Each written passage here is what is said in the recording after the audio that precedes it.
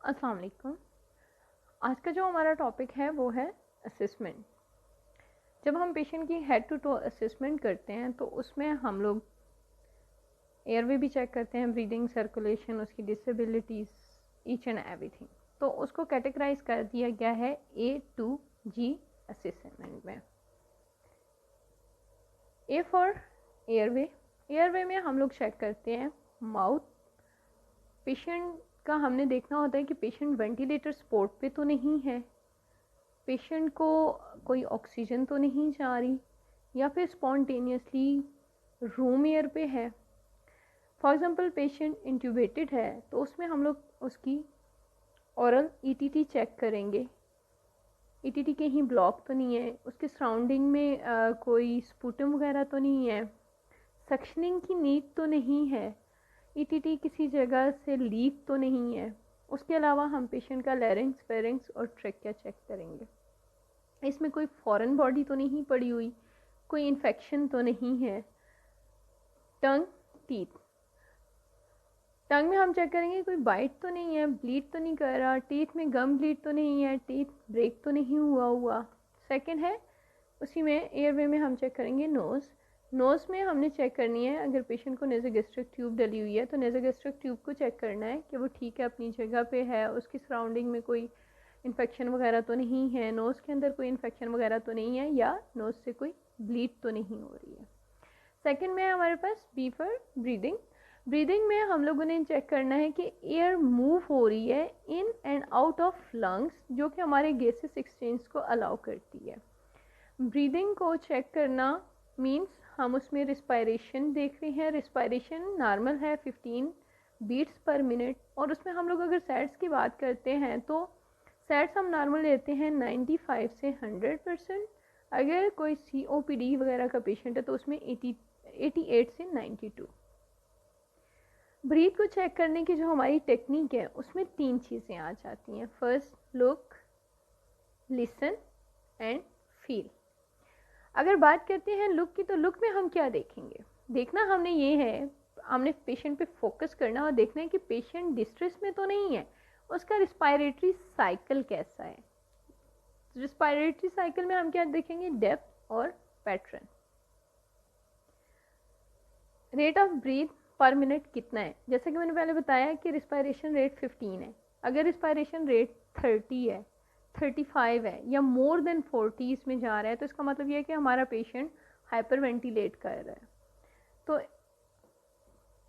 Next listen है। Listen में हमने क्या करना है कि क्या चीज़ सुनेंगे हम लोग अस्कल्टेट करेंगे, air entry bilateral chest expansion है या नहीं, और एयर एंट्री में हमने क्या देखना है, इक्वल है या अनइक्वल है।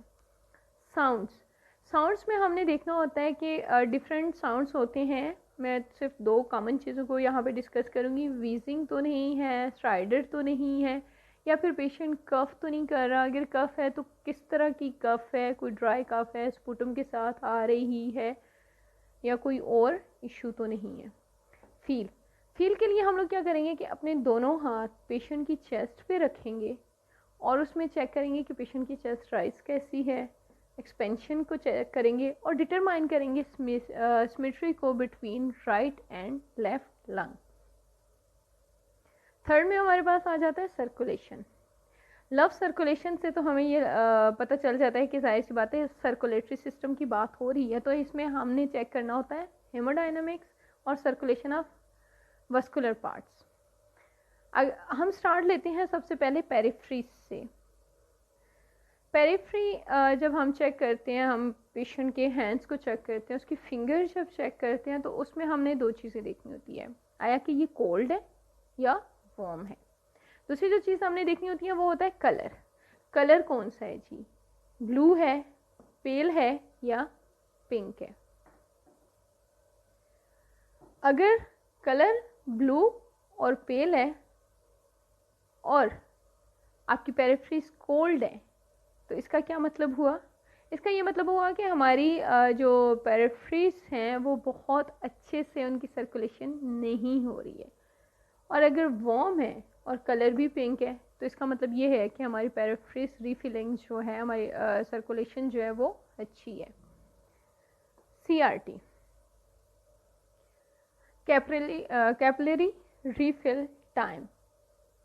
जैसा कि मैंने यहाँ पे मेंशन किया हुआ है, हमने चेक करना होता है हेमोडायनामिक्स और circulation of vascular parts.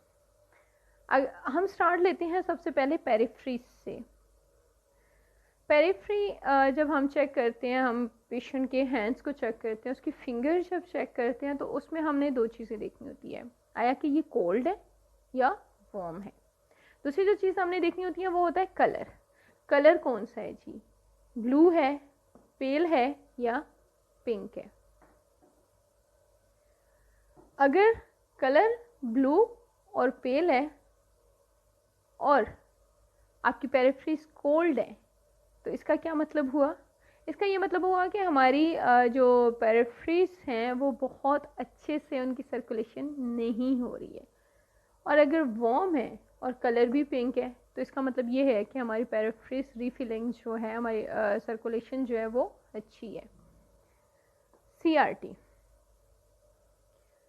Capillary refill time. जैसा कि मैंने यहाँ पे मेंशन किया हुआ है, लेस देन 2 सेकेंड्स है। हम लोग क्या करते हैं कि पेशेंट की फिंगर को दबाते हैं और दबा के छोड़ देते हैं। विद इन 2 सेकेंड्स अगर वो वापस अपने कलर पे आ जाती है, तो इसका मतलब ये है कि हमारी कैपिलरी रिफिलिंग जो है वो अच्छी है। अगर वो टाइम ले लेती है अबाउट 2 सेकेंड्स, तो it's warning sign of vascular part, कि मतलब कहीं ना कहीं हमारी रिफिलिंग अच्छी नहीं है, कुछ ना कुछ चल रहा है। इसके बाद हम लोग बात करेंगे हार्ट रेट की। हार्ट रेट में क्या आ जाएगा, हम किस चीज़ को असेस कर रहे हैं? हम लोग असेस कर रहे हैं पल्स को। पल्स में हमने क्या देखना है कि पल्स रेगुलर है या फिर इरेगुलर है, पहली चीज़। दूसरी चीज़, अगर आप क्रिटिकल नर्स हैं तो आपने वहाँ पे अपने चार्ट पे कुछ नंबरिंग दी हुई होगी। हम दोनों साइडों से पल्स चेक करते हैं। एक छोटी एग्जांपल दूंगी। फॉर एग्जांपल हम रेडियल पल्स चेक कर रहे हैं और पल्स हमारी नॉर्मल है, तो हम लोग मेंशन करते हैं +2 +2 +2 +2। हम इसलिए मेंशन करते हैं कि हमारी पल्स जो है नॉर्मल है। नॉर्मल का साइन 2 है, प्लस मीन्स कि वो दोनों साइडों पे अच्छी फील हो रही है। एब्सेंट है 0, वीक है 1, नॉर्मल पे 2, स्ट्रॉन्ग पे 3 और बाउंडिंग पे 4। उसके बाद हम बात करेंगे ब्लड प्रेशर की। ब्लड प्रेशर की लास्ट एक वीडियो में ऑलरेडी अपने ग्रुप में शेयर कर चुकी हूँ, अब्दुर्रहमान साहब की वो वीडियो है और बहुत अच्छी वीडियो है, तो इसलिए ब्लड प्रेशर में हम बहुत ज़्यादा डिटेल में नहीं जाएंगे। हम सिर्फ वो चीज़ें डिस्कस करेंगे जो अभी के लिए इम्पोर्टेंट है। ब्लड प्रेशर में हम दो चीज़ें देखते हैं, सिस्टोलिक ब्लड प्रेशर और डायस्टोलिक ब्लड प्रेशर। इसमें हमने सिर्फ ये देखना होता है कि ब्लड प्रेशर नॉर्मल है, लो है या हाई है। हमने कौन सी जगह पे जाके इसको ट्रीट करना है। मैनी टाइम हमारे कार्डिक मोनीटर या वैसे भी रीडिंग इधर उधर हो जाती है, किसी रीज़न की वजह से रीडिंग एक्यूरेट नहीं आ रही होती, तो वहाँ पे जो चीज़ हमें बहुत हेल्प आउट करती है, ये चीज़ देखना बहुत इम्पोर्टेंट होता है, वो है मैप मीन आर्टेरियल प्रेशर। जो कि हमारा एम जो होता है वो ये होता है कि कम से कम हम लोग 65 प्लस में रखें। डी फॉर डिसेबिलिटी, लेकिन डिसेबिलिटी पे जाने से पहले मैं सर्कुलेशन के कुछ वार्निंग साइंस आपको एक्सप्लेन करूँगी, बताना चाहूँगी, ताकि इनमें से कोई भी चीज़ हो, being a nurse, being a nursing assistant, आप कुछ भी नोट करते हैं तो आप पेशेंट की लाइफ सेव कर सकते हैं। अगर आपको ये नहीं भी पता कि मुझे यहाँ पे क्या करना है, आप अगर डॉक्टर को इन्फॉर्म भी कर देते हैं, अपने सीनियर्स को इन्फॉर्म भी कर देते हैं, तो मेरे ख्याल में वो भी एक अच्छी चीज़ है हमारे लिए। Warning sign of vascular part क्या होंगे? पेरिफ्रीज की हमने पहले बात की थी, तो कोल्ड होंगी, ब्लू होंगी।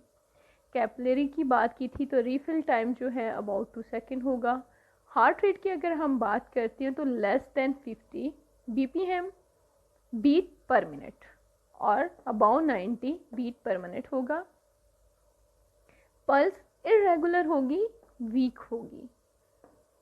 कॉन्शियस ऑफ लेवल देखने के लिए हम लोग GCS असेस करते हैं। यूरिन आउटपुट, जी हाँ, यूरिन आउटपुट का हमें ये पता होना चाहिए कि एक नॉर्मल इंसान का यूरिन आउटपुट जो है वो 0.5 ml पर kg पर आवर होना चाहिए।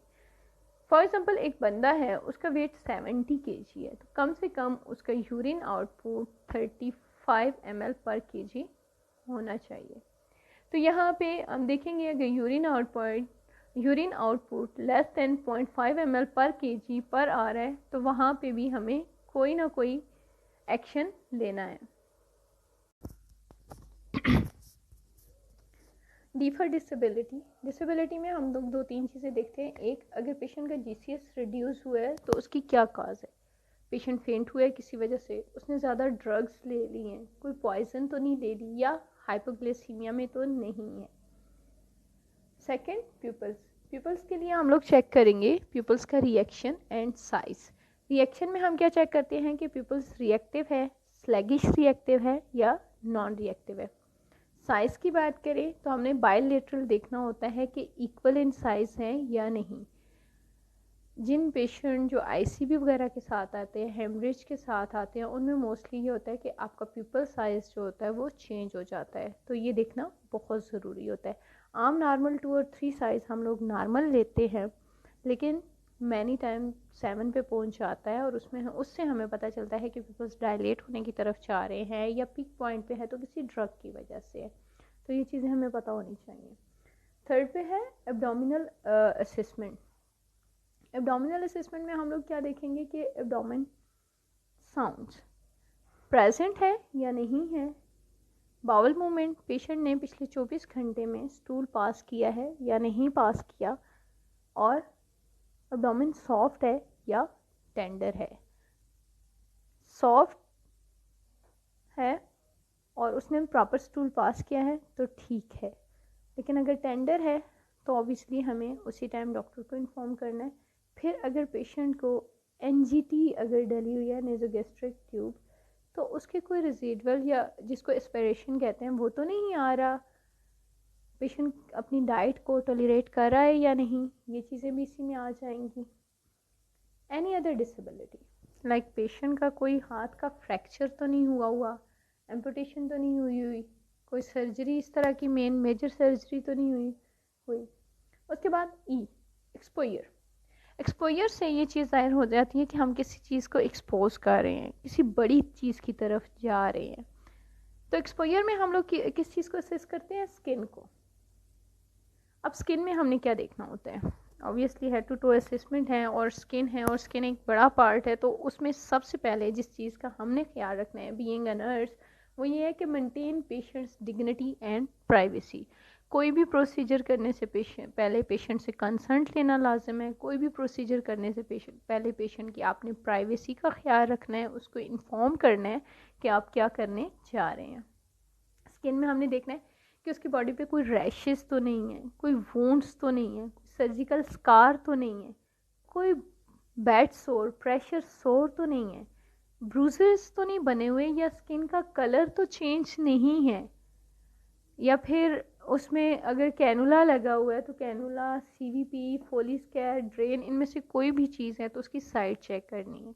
वो ऊज तो नहीं कर रहा, उसके सराउंडिंग में कोई रेडनेस या स्वेलिंग तो नहीं है। टेम्परेचर, यहाँ पे मैंने लिखा है पेशेंट टेम्परेचर, लेकिन टेम्परेचर दोनों तरह का इम्पोर्टेंट होता है। हमने पेशेंट की बॉडी का टेम्परेचर देखना है और उसके साथ साथ हम लोगों ने अपना इन्वायरमेंटल टेम्परेचर भी देखना है कि ऐसा नहीं है कि हमारे रूम का टेम्परेचर बहुत हाई तो नहीं है। एलर्जीज, पेशेंट को किसी चीज़ से एलर्जी तो नहीं हुई, एलर्जी के कोई वो तो नहीं बने हुए, एलर्जी की वजह से कोई रेडनेस वगैरह तो नहीं हुई। तो ये सारी चीज़ें हमने डॉक्यूमेंट करनी होती है। जैसे कि मैंने आपको पहले भी बताया था कि असेसमेंट में A to G असेसमेंट है और डॉक्यूमेंटेशन भी A to G ही है। F को अगर हम एक्सप्लेन करने के लिए जाएंगे तो उसमें X stand for further information.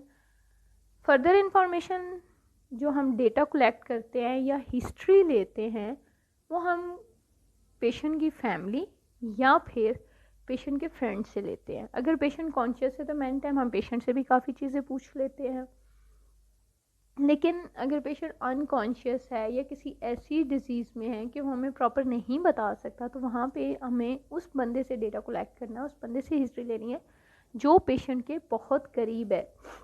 Sorry. Data collection में हम क्या पूछते हैं? हमें पता होना चाहिए पेशेंट को कोई ड्रग एलर्जी तो नहीं है। सबसे पहले हम पूछते हैं पेशेंट से ना, आपको खाने में कोई चीज़ खाने से या मेडिसिन से कोई एलर्जी तो नहीं होती? पेशेंट की कोई बड़ी सर्जरी तो नहीं हुई? पेशेंट किसी तरह की कोई मेडिकेशन तो नहीं ले रहा? पेशेंट किसी चीज़ का एडिक्ट तो नहीं है? स्मोकिंग तो नहीं करता? या कोई कोमॉर्बिड्स तो नहीं है इसके? जी, गोल। कोई भी काम करने से पहले हमने अपने माइंड में एक गोल सेट किया होता है। हमारे माइंड ये कहता है कि यार हमें ये करना है, तो इसके लिए मुझे ये करना पड़ेगा, ठीक है।